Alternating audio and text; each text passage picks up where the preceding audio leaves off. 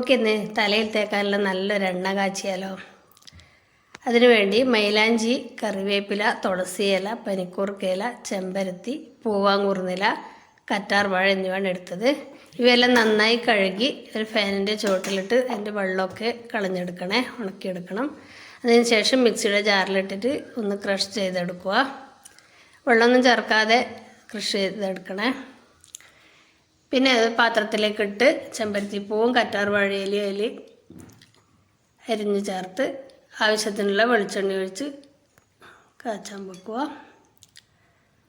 2-3 കുരുമുളക് കൂടി ഇട്ട് കൊടുക്കുന്നുണ്ട്. പിന്നെ അടുപ്പത്ത് വെച്ച് തുടരെ ഇളക്കി നല്ല കാച്ചി കുറുക്കിയെടുക്കുക. ഇത് മുടി വളരുന്നതിനും മുടി കൊഴിച്ചിൽ തടയുന്നതിനൊക്കെ നല്ലൊരു എണ്ണയാണ്.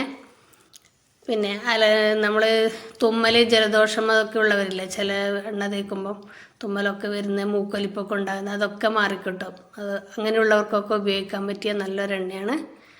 എണ്ണയൊക്കെ റെഡി ആയിട്ടുണ്ട്. അരിച്ചെടുത്ത് കുപ്പിയിൽ സൂക്ഷിച്ച് ഉപയോഗിക്കാം. Thank you.